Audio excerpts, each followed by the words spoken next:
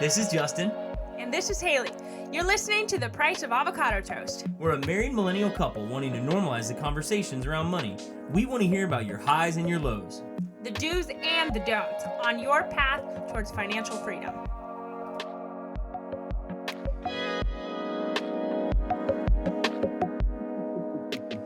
Hi Toasties, welcome to The Price of Avocado Toast.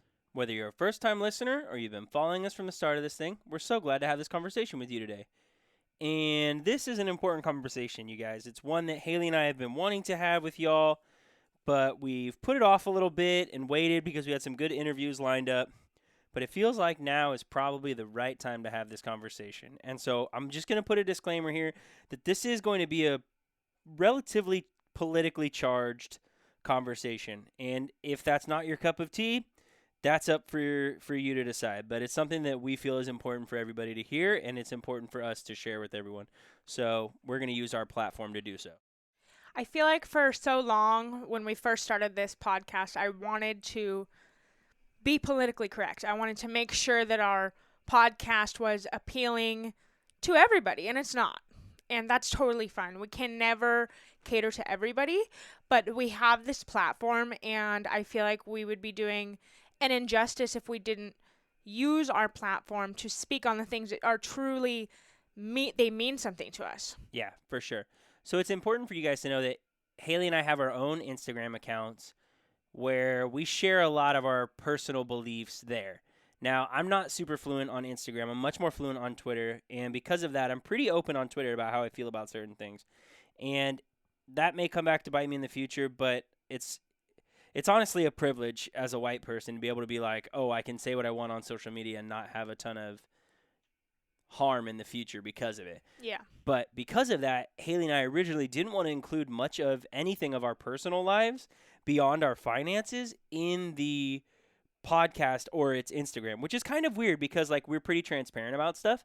But originally we were like, should we even say our daughter's name? Do we want to post pictures of our daughter? What do we want this to look like? And then eventually over time it kind of morphed to being like more and more transparent. And it feels like now it's just like, okay, well, it's all over our own Instagram and Twitter and social media. We might as well just, speak on how we're feeling with this podcast as well, because it's really important to us. And so we wanted to have a conversation with you guys today about some things that have been under our skin. It really kind of started when we interviewed Lexa from the Avocado Toast Budget. I had asked her some questions about, how she really felt about Dave Ramsey, because she has on her page multiple times spoken out against him. And just like we spoke in that interview with Lexa, she's all over TikTok and YouTube and Instagram, literally with hundreds of thousands of followers and millions of views on her TikTok channel. And basically people just come back and lash at her. So I knew that any sort of speaking out against something that we were unsure of could cause that backlash, but I feel like it's worth it. So we asked what she thought about Dave Ramsey's advice and why she kind of didn't support him. And she really just dove into how his advice and everything doesn't really cater to everyone, and in the long run really hurts minority groups. For sure. One of the things that you and I had talked about that didn't sit well with us with Dave Ramsey and his plan was the $1,000 emergency fund to purchase a vehicle. Yeah. Now, we're in California, so I truly don't believe $1,000 is enough. It is stressful at times, but I really don't believe that $1,000 vehicle is safe or wise long-term for, a single mom.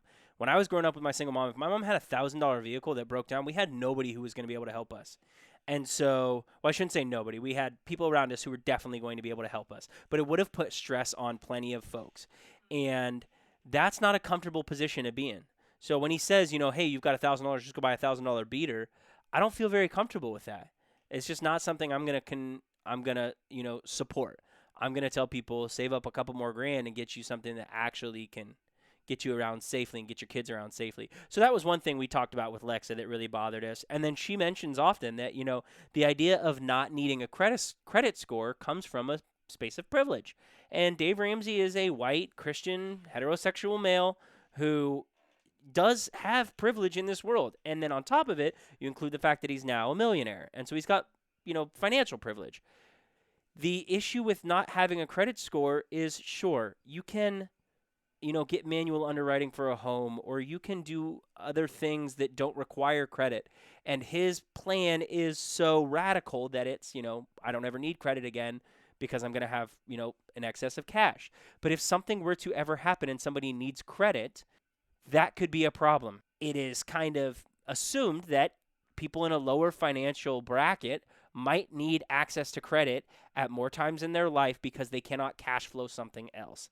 You and I have even spoken about that with something happening to the dogs and needing to weigh whether or not we would ever take out a personal loan while we don't have an emergency fund to save one of their lives.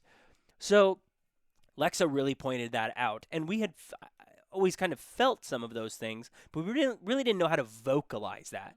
So it was really encouraging to speak to somebody who could say, I know how to vocalize.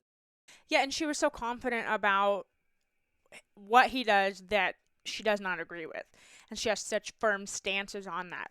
So I want to rewind a little bit.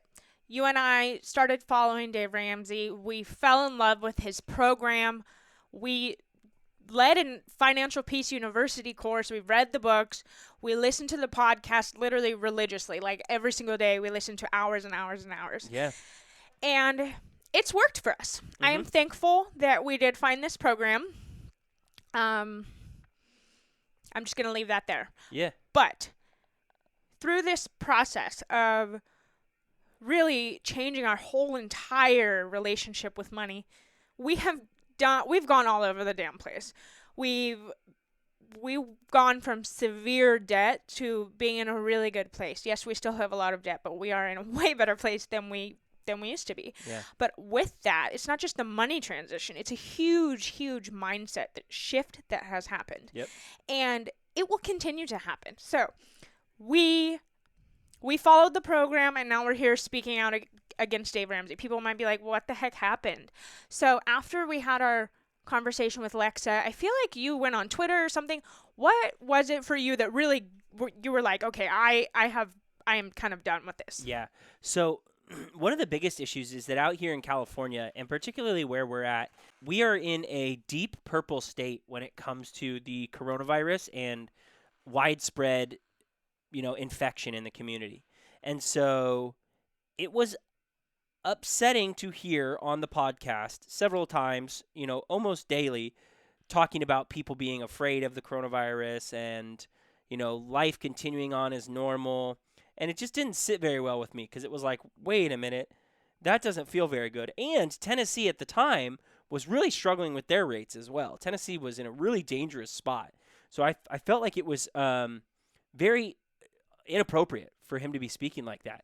And then on Twitter, a thread pops up of some pretty serious allegations against Dave when it came to his leadership in his company and his organization and his response to COVID-19.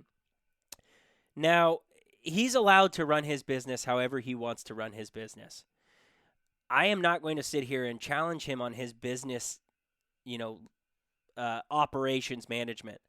But I will challenge him on some of the ethics of what he did.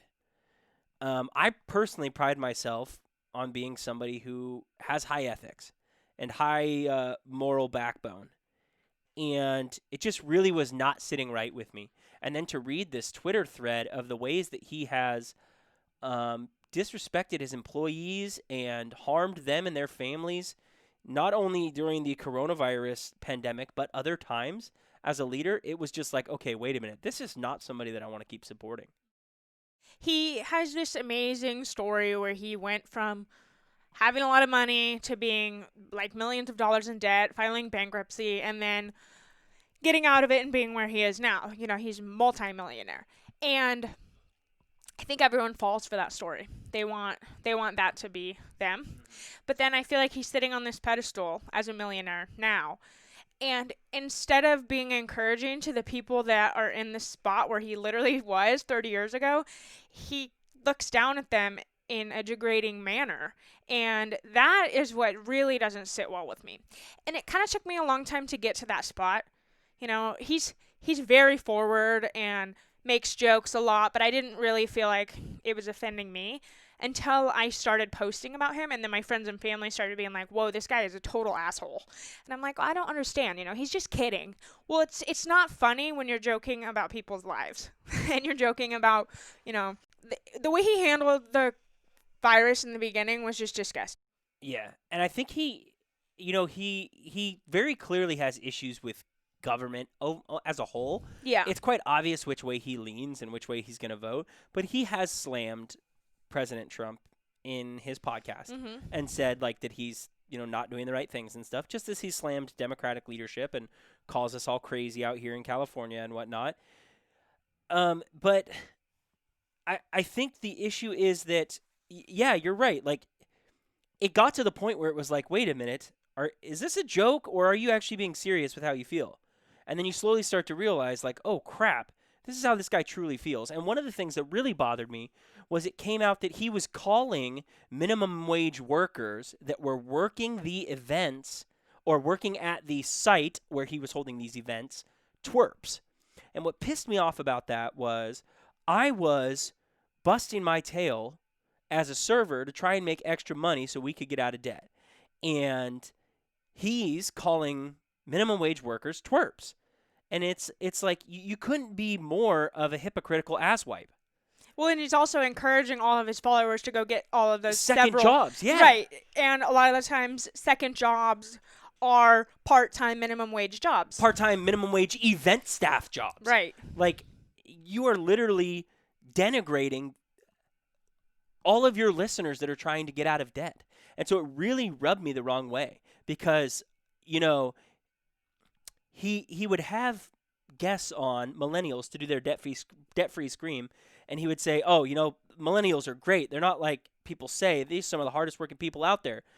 But then you call people twerps, And I'm thinking, what would you do if that was me? Would you say that to my face? Or do you say that because you're in a position of power and you're not standing in front of that worker saying that? Because I'm not a violent dude, right? I've never been in a fight. But if somebody was just going to sit there and call me a twerp for trying to work and get my family out of a situation, I would be hard pressed to not be like, you've got a minute to get out of my face before it's not going to be pretty. Seriously. Yeah. I don't know. I feel the same way. So on Instagram, I keep seeing this article circulating. And at first I saw it from Baby Stepping to Freedom. And then I also saw Avocado Toast Budget post it. And it's this article from religionnews.com. The article is titled, "Is Dave Ramsey's empire the best place to work in America? Say no and you're out." And we will link this in the show notes so you can read it. It's fairly long. But one thing it says in the article is that in the beginning of COVID, and I'm going to circle back to COVID frequently because this is a huge issue and we're dealing with it still today, nearly a year later. And I am guilty. You are guilty. So many of us are guilty for when this first started. I thought it was a full-fledged joke. People were completely overreacting. It's nothing worse than just the regular seasonal flu. People just need to get over it. The world is not ending. I really didn't think it was what it was. You're completely right. I remember a student in my classroom asking me in February, hey, Mr. Brownwoods, what's this coronavirus thing that's across the oceans? Is it going to get here? And I remember being like, no, absolutely not.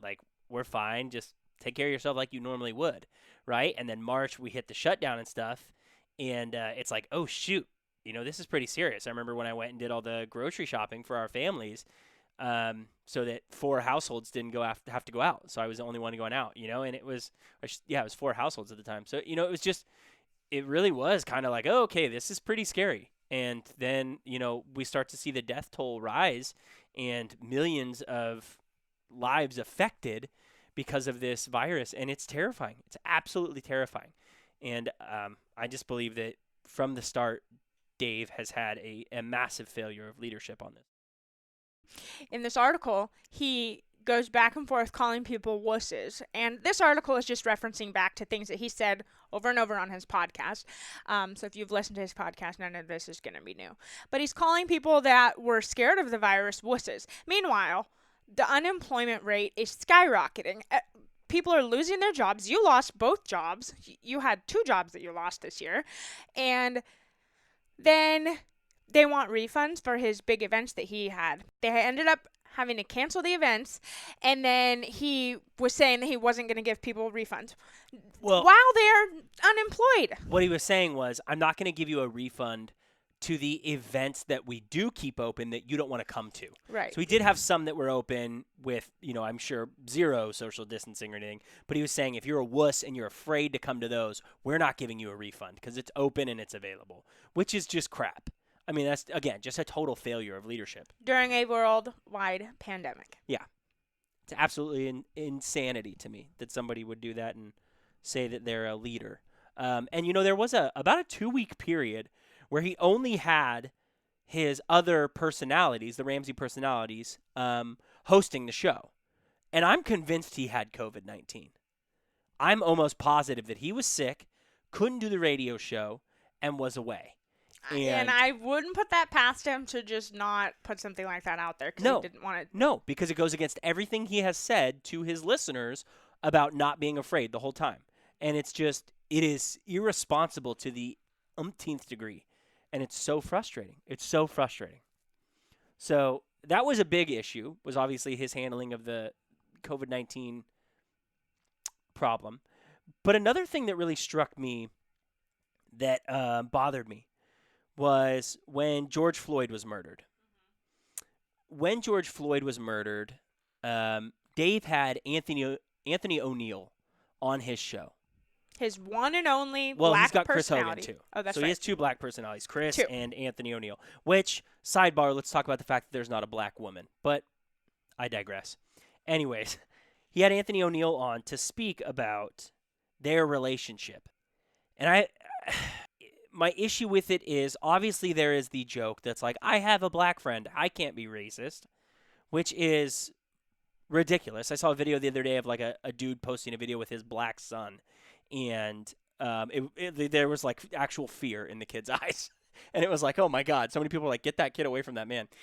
But the issue with that was it seemed so performative.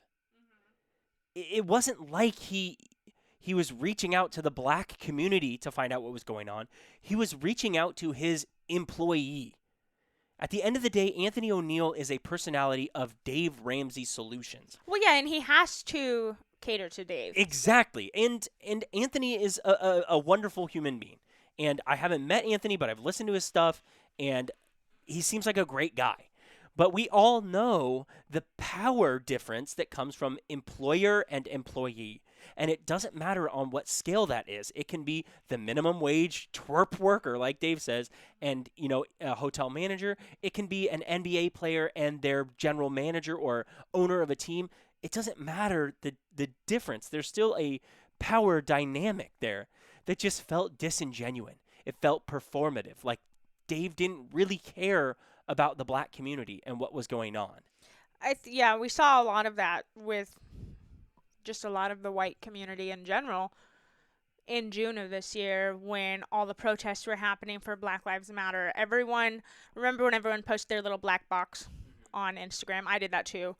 People didn't really know what to do, so they resorted to doing these really weird things like, hey, I'm not racist, I've got a black friend, or my sister's best friend's boyfriend's black, or let me just post this black box and say hashtag Black Lives Matter with a couple black fists.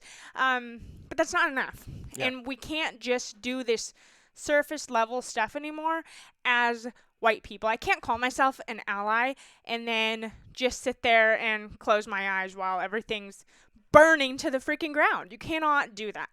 And I feel like the reason we even did this podcast today comes back to we cannot be silent. We cannot sit here and pretend like all this is not happening and support this person when it's really becoming clear that we do not support a lot of the things that he is saying and preaching. Although he has done a good job putting his program together to get people out of debt, it's so much more than that. For sure. And I think at least for me, right, I'm not going to treat it like he's Lord Voldemort and I'm not going to say his name, right? I don't have a problem saying Dave Ramsey's name and saying, yeah, my wife and I use the baby step program to get out of debt. it's a program developed by Dave Ramsey. I don't have a problem saying that. But the point is that moving forward, like a month ago, I deleted his podcast off of my phone. I don't listen to his podcast. It's things like that. I'm not going to consume this person's content anymore because of that. Because I have a fundamental issue with what they did or whatever. And it's not, there's this idea of like, oh, cancel culture is out there to get everybody. And it's such a bullshit thing because cancel culture totally acts like racism and xenophobia and all of these other issues aren't valid reasons to be canceled. It's just okay. It's like it's okay to disagree, to agree to disagree. That's not something No. to disagree on. Exactly. Like if our disagreements are rooted in two fundamentally different ideas about how human beings should be able to live, that I don't want to be around that. I don't want that in my life. I don't want that anywhere near me. And so call it cancel culture if you want, but that's just the way it is. I'm not going to be consuming his content anymore. And I'll say, yeah, you know what? That plan worked for me and my wife, and it helped us get on a budget or whatever. But because of that, I now consume other people's content. I listen to the Budget Teacher podcast. I, follow Lexa and the Avocado Toast Budget. I check out the people that we're following from our Instagram. I'm connecting with people on Twitter or whatever. I'm listening to the Black community and financial leaders in that world. Like those are the people I want speaking into my life instead. So now that we're on the right path, sure, great. Thanks for the help. Thanks for the support. But we've got it from here. We'll be okay. Yeah. And he'll be okay without us listening. Yeah. Right? Realistically, we are just two people out in Sonoma County, California. Nothing we say or do is going to affect Dave Ramsey's overall, philosophy or life. But we can stop consuming his content. And you mentioned something really cool, just talking about like allies and what you can do. And, it goes back to us wanting to be generous and being able to donate to those causes that we really feel passionately about. And while we're getting out of financial trouble, there are times when we can give and there are times when we can't give. But I think as educators, what we can do is we can continue to read, we can continue to learn, we can continue to support equality in the classroom and in the education realm. And then I think of other people like Garrett from Bearcat Shark who put out an entire album and all of the streaming revenue goes to the Black Lives Matter movement. And it's not, it's not like he had some wealth of money that he's able to donate, but he is able to use his skills as an artist, a musician, and generate support and revenue for a cause that he deems worthy. And it's things like that that people have to do. Even if you can't give a $1,000 check to somebody, if you can't go and, march in a protest because you are at risk for coronavirus, because of health stuff, whatever it may be, there are other things you can do. You can read, you can learn, you can have discussions. There's so many other things we can do. And that's been eye-opening for me, at least, because that's not something I've always done. So I've had multiple friends who are of color, not just black friends, but Hispanic friends as well, reaching out, thanking me for speaking out on my own personal Instagram about things, because we need white advocates and allies, because the white community has been the one that's just silent the whole time. They've let this happen. And if we want to change, I feel like the millennials really want to change. Yeah. And we are all having kids now. We're raising these children. In a few years, they're going to go to school, and they are going to be the next generation coming up. If we really want to change, we have to do it ourselves and be a representation of what is right. And following people that we disagree with, it's not okay anymore. Yeah, I agree completely. And I feel like even 6 months ago, I would have been like, oh, whatever. Dave Ramsey's just an asshole with a personality. I still love him.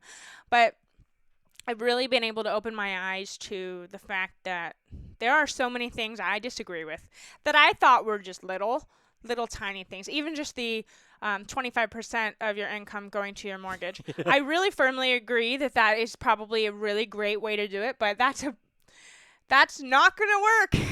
So unrealistic. Not going to work.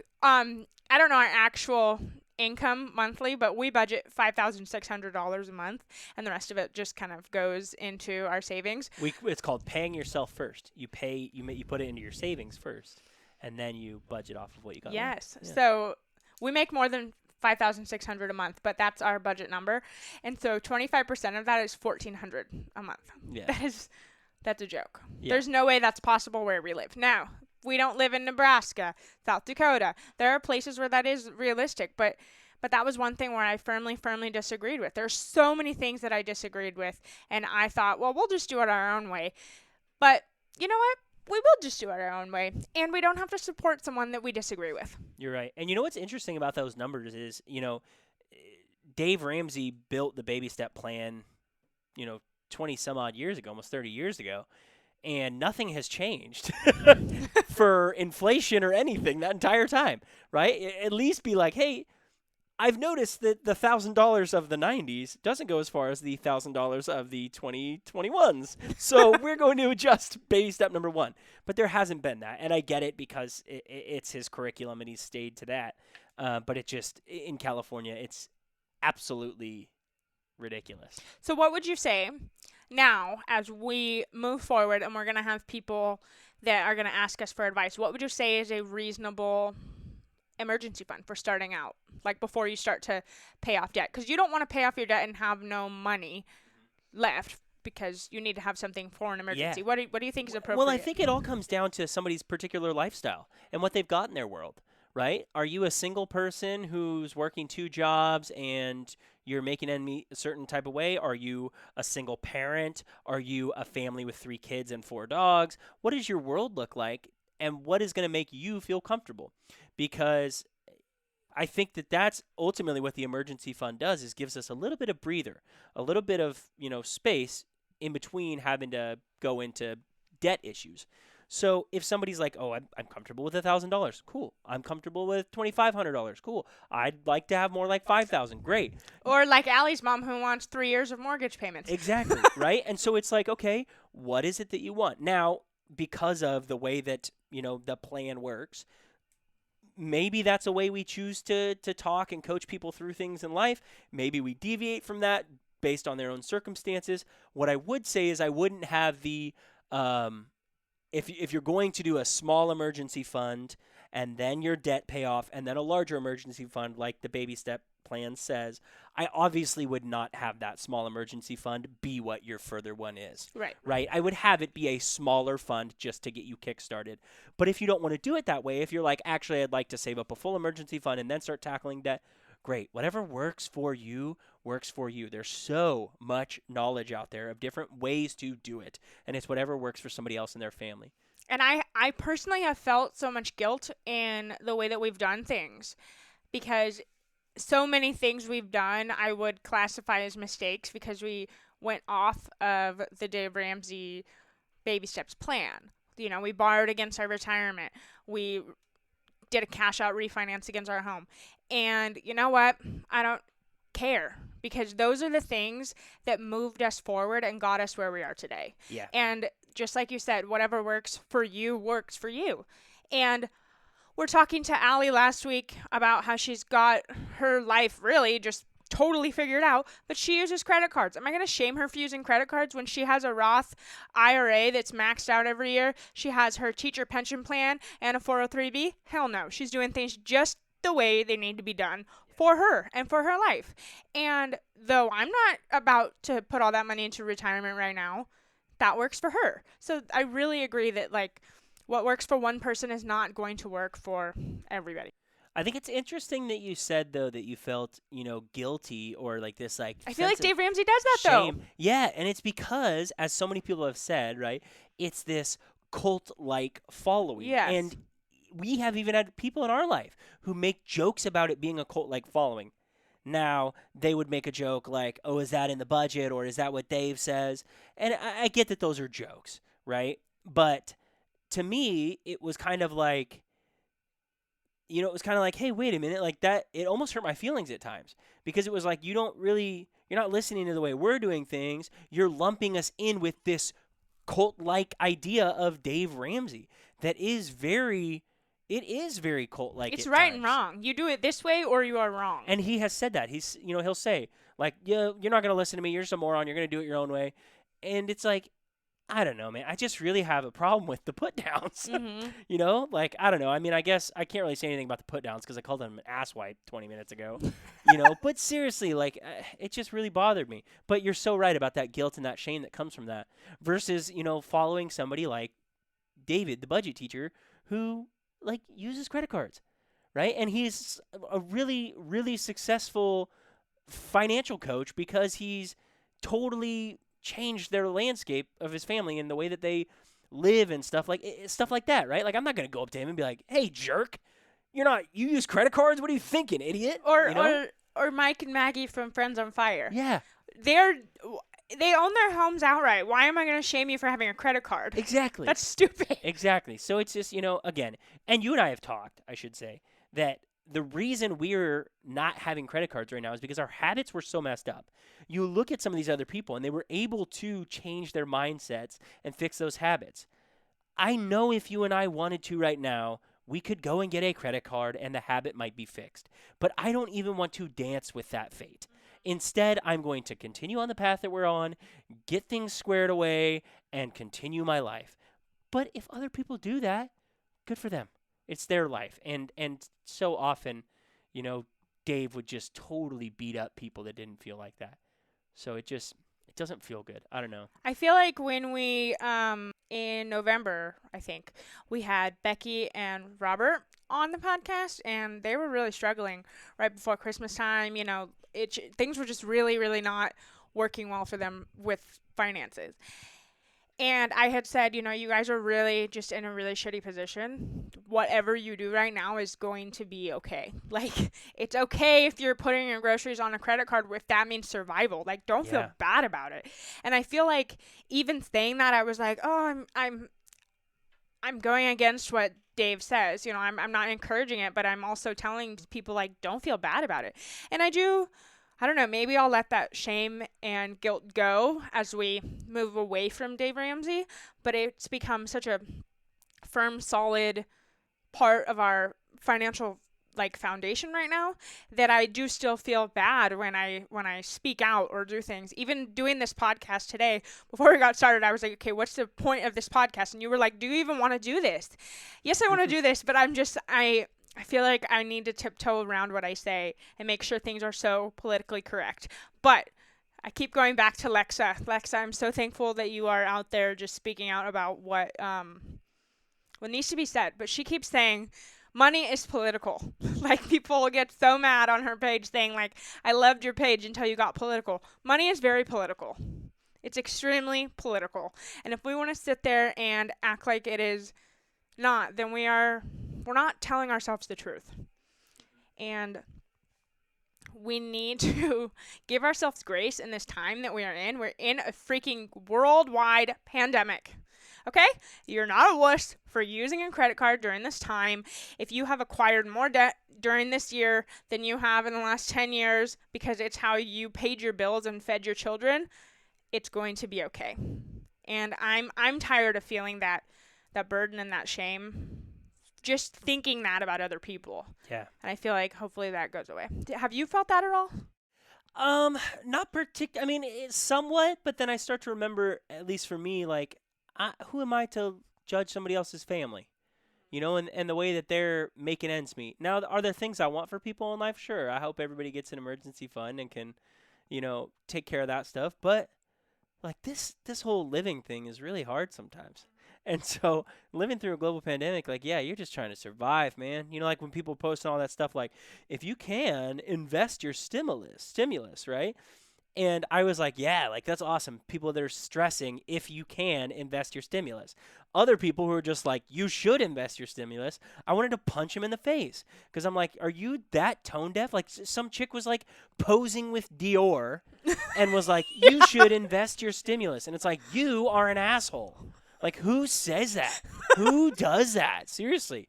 Like, are you that tone deaf that you don't realize that, like, there was total news exposés of the evictions happening in Houston and people getting thrown out during the middle of a pandemic?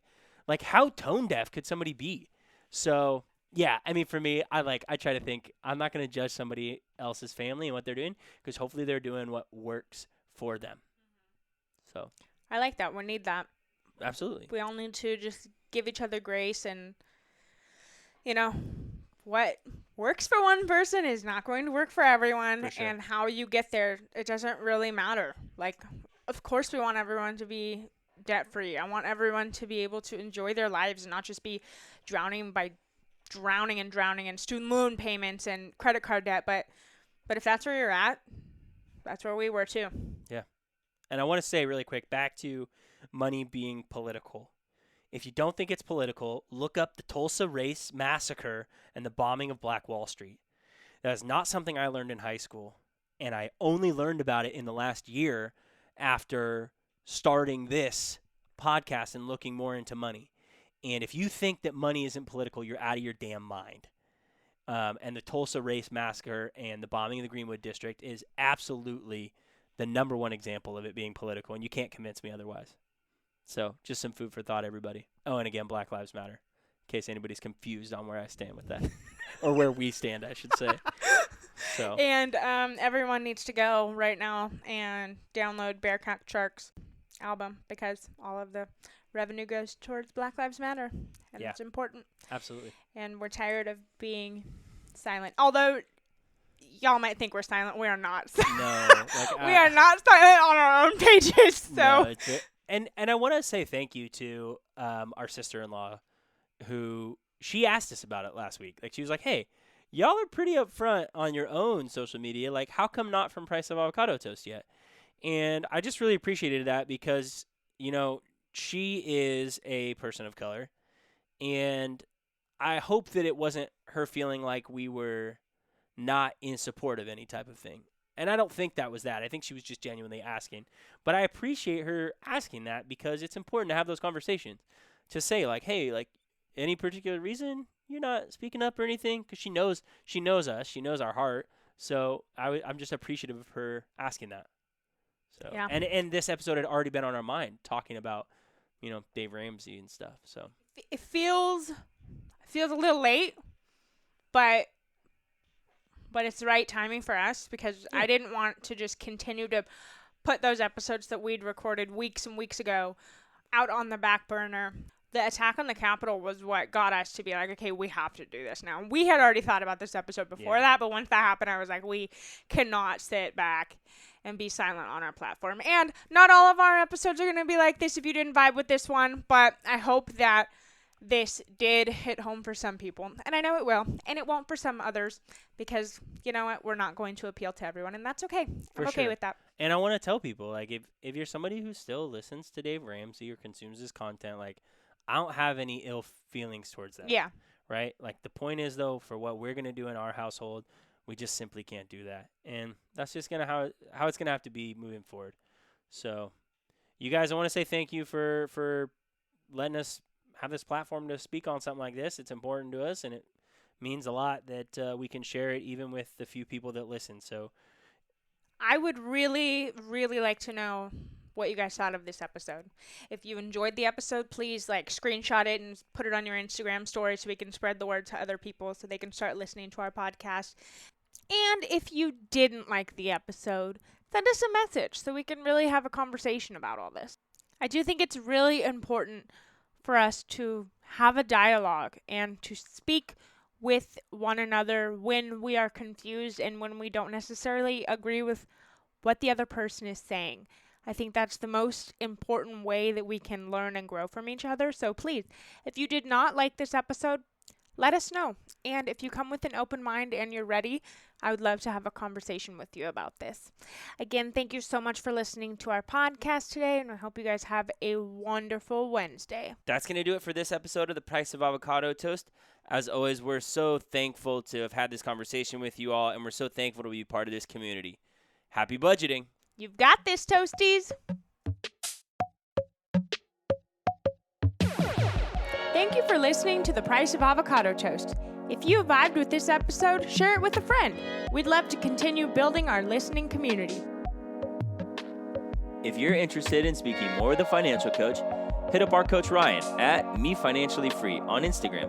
Use the promo code HELP50 in the consultation notes section to receive 50% off.